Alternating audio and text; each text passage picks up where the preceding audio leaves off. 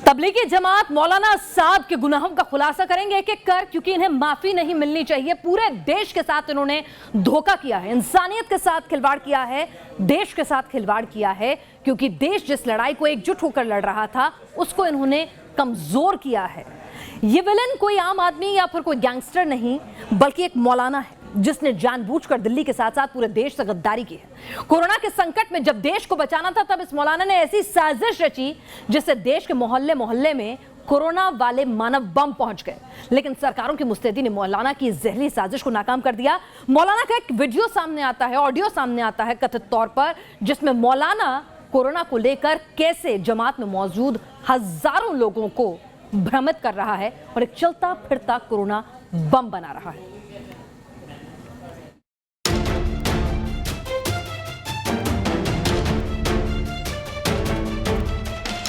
मौलाना ने कोरोना को बनाया हथियार, वायरस के जरिए फैलाई जहरीली साजिश।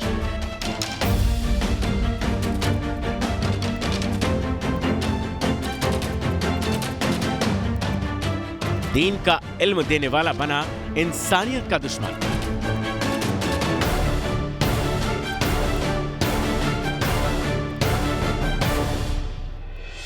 तबलीगी जमात के मौलाना ने कैसे रची खौफनाक साजिश। इधर पूरी दुनिया कोरोना के खिलाफ एकजुट होकर लड़ाई लड़ रही थी। उधर दिल्ली के दिल में तबलीगी जमात के लोगों ने मिलकर दिल्ली को कोरोना का हॉट स्पॉट बना दिया, जिसका मास्टरमाइंड था मौलाना साद।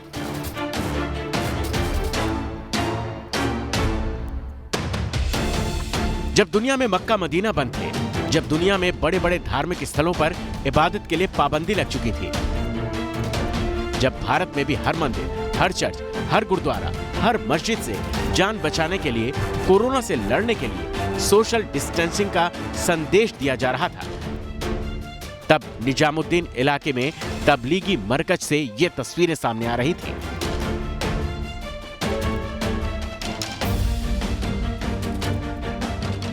एक ही छत के नीचे कम से कम 2000 लोगों को एक साथ रोका गया था। सोशल डिस्टेंसिंग के संदेश की धज्जियां उड़ाई गई थी और यहीं से निकले लोगों ने पूरे देश में कोरोना महामारी को फैलाने का काम किया। और मजहब की आड़ में की गई इस करतूत को देखकर हर किसी के जहन में अब यही सवाल आ रहा है, ये जमाती थे या फिर जिहादी? जमात तो बहाना था, मकसद कोरोना फैलाना था। मरकज था जहरीली साजिश का एपिसेंटर। सरकार और पुलिस की सख्त से सख्त कार्रवाई होनी चाहिए। किसी भी जान को अगर आप मुसीबत में डालेंगे तो मुझे लगता है कि सरकार को बख्शना नहीं चाहिए। देखिए, जो वाकया तबलीगी जमात के मरकज़ में हुआ है, अफसोसनाक है और इसमें वाकईन गलती रही है, बहुत बड़ी गलती रही है। और बहरहाल मज़हब से जुड़े हुए और पढ़े लिखे लोगों के दरमियान इस तरह की गलती जो है वो और भी ज़्यादा संगीन बन जाती है। बिना इस बात को जाने कि कौन लोग कहां से आए हुए हैं, कहां फंसे हुए हैं, इस तरह लॉकडाउन करना और उनको फिर बाद में परमिशन न देना जाने की, ये अपने आप में कहीं ना कहीं एक बड़ी गलती है प्रशासन में। जैसे जैसे इन सवालों के जवाब जानने के लिए जांच आगे बढ़ रही है, इन सब के सेंटर पॉइंट में बस एक ही शख्स का चेहरा सामने आ रहा है और वो है तबलीगी जमात का मौलाना मोहम्मद साद। मजहब की आड़ में मौलाना साद ने वो 7 गुनाह किए जिसने आज पूरे देश में कोरोना को 100 गुना तेज फैला दिया है।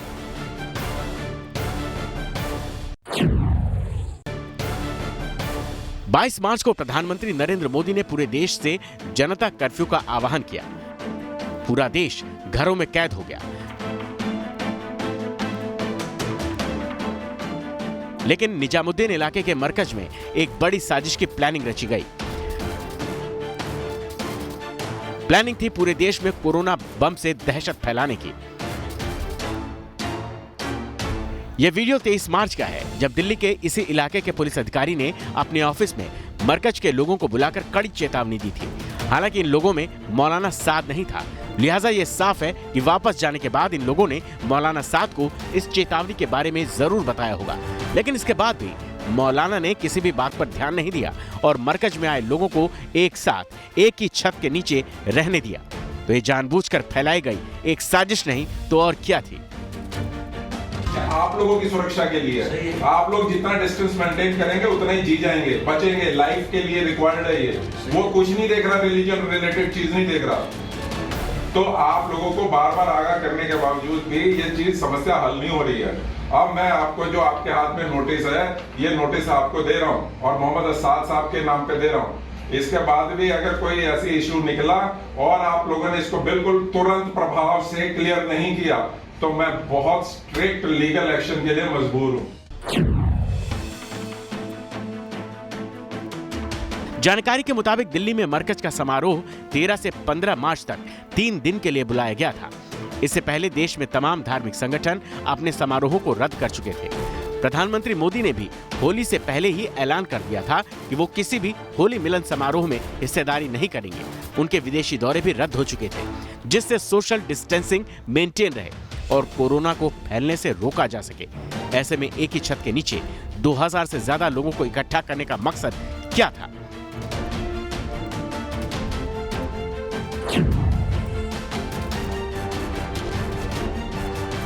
चौबीस मार्च से पूरे देश में संपूर्ण लॉकडाउन कर दिया गया, लेकिन उससे पहले ही मरकज में 2000 लोगों के खाने पीने के सामान को इकट्ठा किया जा चुका था। यानी ये पहले से तय था कि 15 मार्च के बाद काफी समय तक जमात के लोगों को दिल्ली में रुकना है। तो क्या ये एक सोची समझी साजिश नहीं थी, जिसे मौलाना ने काफी पहले से प्लान कर अंजाम दिया था? Team news nation. दुनिया में कोरोना से संक्रमित लोगों की संख्या 8 लाख को पार कर चुकी थी। देश में ये तादाद 1600 के पार जा चुकी है, जिसमें सबसे ज्यादा वो लोग पॉजिटिव पाए जा रहे हैं जिन्होंने दिल्ली के इस मरकज में शिरकत की थी। अचानक से पिछले 48 घंटों में 100 गुना नंबर बढ़ रहे हैं, अगर देखा जाए खासतौर से उन इलाकों के जहां पर मरकज में शिरकत किए हुए लोग गए हैं। 28 मार्च से ही मरकज में मौलाना साद जो है वो फरार चल रहा है। पुलिस ने एफआईआर दर्ज कर तफ्तीश शुरू कर दी है और जब मौलाना साद सामने आएगा तो ऐसे कई सच सामने आएंगे जिससे एक बड़ी साजिश की बू आ रही है।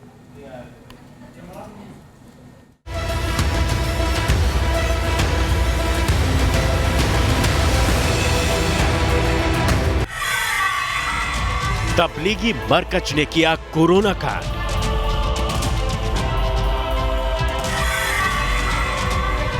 देश ही नहीं दुनिया में फैलाया कोरोना।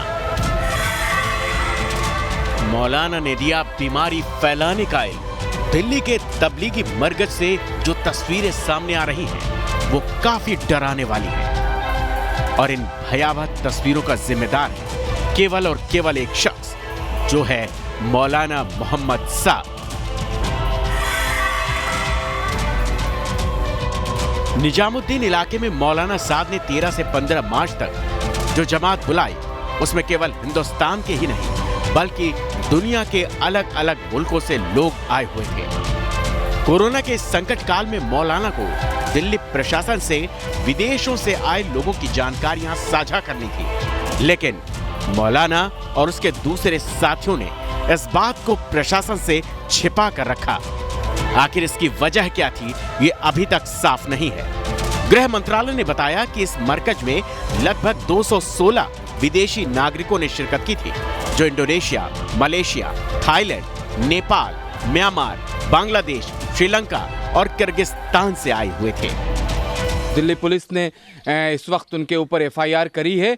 ये बेहद ज़रूरी था और दिल्ली पुलिस को चाहिए कि इस पे कार्रवाई करके एक नज़ीर पेश करे, क्योंकि जब 3 मार्च को प्रधानमंत्री ने ये अनाउंस कर दिया था कि हम होली नहीं मनाएंगे, 13 मार्च को दिल्ली के मुख्यमंत्री ने अनाउंस कर दिया था कि 200 लोग इकट्ठे नहीं होंगे, उसके बाद भी अगर 1700 से ज़्यादा लोग एक बिल्डिंग के अंदर मौजूद हैं तो उसके जो कर्ता धर्ता हैं, ऑर्गेनाइज़र हैं, ये उनके ऊपर सब कुछ डिपेंड कर रहा था।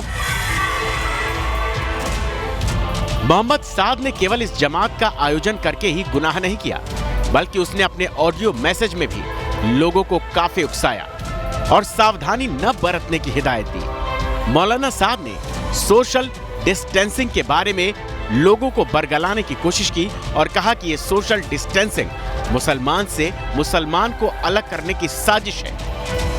ये मौका मस्जिदों को आबाद करने का है।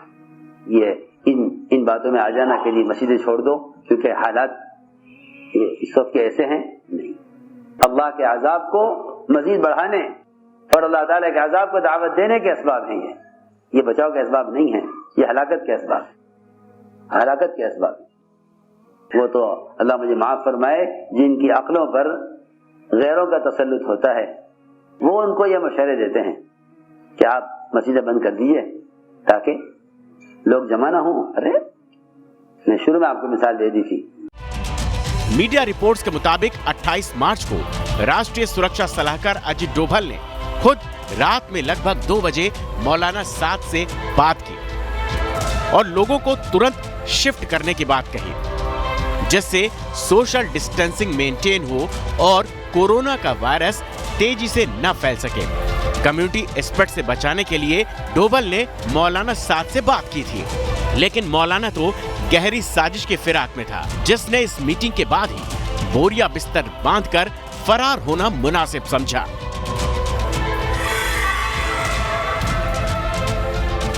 कोरोना के खिलाफ इस वक्त हर कोई अपनी हिम्मत के साथ लड़ाई लड़ रहा है। ऐसे में मुस्लिम धर्मगुरु होने के बावजूद मौलाना साद अपनी कौम को छोड़कर फरार हो चुका है, अंडरग्राउंड हो चुका है। वो इस वक्त कहां सांसें ले रहा है ये कोई भी नहीं जानता।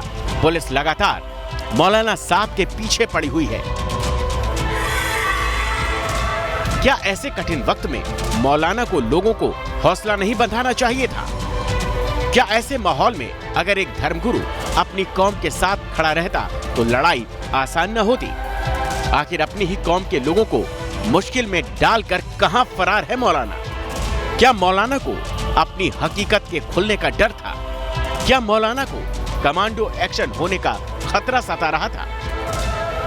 अब वजह चाहे जो भी हो, हकीकत और सच्चाई अभी परतों में है और ये तभी सामने आ पाएगा जब मौलाना साद पुलिस की गिरफ्त में होगा।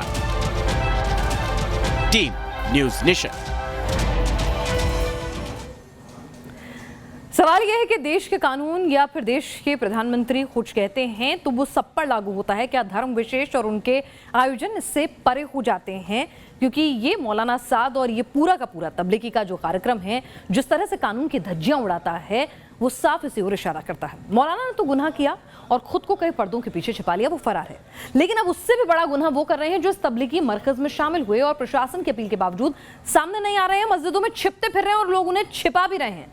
बिहार से लेकर राजस्थान, मध्य प्रदेश तक में लोग पथराव कर रहे हैं, प्रशासन के काम में रोड़ा अटका रहे हैं, अस्पतालों में जाके थूक रहे हैं, वहां के स्टाफ के साथ बदसलूकी कर रहे हैं। ऐसे भी कई मामले सामने आए हैं। ऐसे में सवाल ये है कि ऐसी नाजुक स्थिति में मौलाना साद को खुद सामने नहीं आना चाहिए, जिससे लोगों को समझाया जा सके और लोगों की जान बचाई जा सके। पहले ही एक गुनाह कर चुके हो और उसके बाद न जाने कितनों की जान लोगे।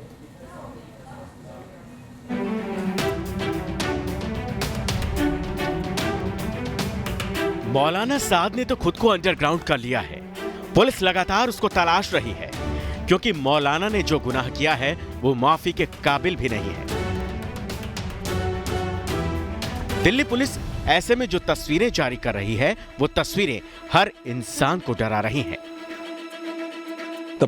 जमात तबलीग का इशू आया था, वहां भी मान लीजिए कि आपके पास कोई इन्फॉर्मेशन है तो आप जो दिल्ली गवर्नमेंट की हेल्पलाइन है, जहाँ जो दिल्ली पुलिस की हेल्पलाइन है, वहाँ बता सकते हैं। कोई भी अगर सिम्टम्स है उसको आप रिपोर्ट कर सकते हैं ताकि आपकी मदद की जा सके। बिहार के मधुबनी में लोग पुलिस प्रशासन पर हमला कर रहे हैं, पत्थरबाजी कर रहे हैं, वो भी बस इसलिए कि पुलिस ने उन लोगों की तलाश में छापेमारी की जिन्होंने मौलाना साद की तबलीगी मरकज में शिरकत की थी। ईदरगंज में कुछ सूचना मिली थी कि कुछ लोग वहाँ से तबलीगी मरकज ये होता है, वहाँ से लोग आगे कुछ लोग वहाँ पर ठहरे हुए हैं बाहर से। तो उस सूचना की जांच करने के लिए अंदरथाड़ी वीडियो सीओ और अंदरथाड़ी थाना की टीम गई थी, जहाँ पर उन लोगों के ऊपर कुछ लोगों के द्वारा हमला कर दिया गया ईंट पत्थर से। गोली भी चलाने की बात आई है उधर से। ये बात हर कोई जानता है कि अगर सोशल डिस्टेंसिंग को इग्नोर किया गया तो कोरोना जंगल की आग से भी तेजी से फैलना शुरू हो जाएगा। ऐसे में पहले तो उन लोगों को खुद ही प्रशासन के सामने आना चाहिए जिन लोगों ने तबलीगी जमात में शिरकत की, क्योंकि अब तक 24 मामले इस जमात के पॉजिटिव पाए जा चुके हैं। लेकिन सबसे बड़ा सवाल तो उस मौलाना पर भी है जो अपनी कौम के साथ साथ पूरे मुल्क को खतरे में डालकर फरार है। क्या ऐसे में मौलाना को सामने नहीं आना चाहिए? क्या ऐसे में मौलाना को अपने लोगों से अपील नहीं करनी चाहिए? क्या मौलाना को सामने आने के लिए नहीं कहना चाहिए? लेकिन मौलाना तो फरार है, क्योंकि शायद वो चाहता है कि कोरोना की ये बीमारी महामारी की तरह इटली और स्पेन जैसी स्थिति भारत में भी पैदा कर दे। जो लोग भी मरकज में पिछले हफ्ते 10 दिन में आए हैं, गए हैं, किसी से मिले हैं, वो जहां भी हों उनको प्रशासन को तुरंत खबर करनी चाहिए। ये सवाल किसी मजहब से जुड़ा नहीं है, ये सवाल है देश का, क्योंकि कोरोना वायरस कोई मजहब नहीं देखता। कोरोना वायरस ऐसा वायरस है, ऐसी महामारी है जिससे सबको बचना चाहिए। इसलिए जो लोग जहां भी हैं वो कोई लापरवाही न करें, इसका नुकसान बहुत बड़ा होने वाला है। क्योंकि खबरें तो ये भी आई कि जब तबलीगी जमात के लोगों को बाहर निकालकर बसों में लाद कर टेस्टिंग सेंटर तक ले जाया जा रहा था, तो वो बसों से बाहर सड़क पर लगातार थूकते जा रहे थे। तो सवाल यही उठ रहा है पूरे देश के सामने कि क्या आपका मजहब, उस मजहब के आयोजन और उस मजहब के लोग देश से, देश हित से और इंसानियत से भी बड़े हो गए हैं? क्योंकि अभी भी इस पूरे जमात में शामिल हुए लोग जो हैं छिपते पड़ रहे हैं। उनसे अपील है कि आप सामने आइए और देश की अब तो कम से कम मदद कीजिए, क्योंकि गुनाह आप पहले ही कर चुके हैं। इस खास पेशकश में इतना ही।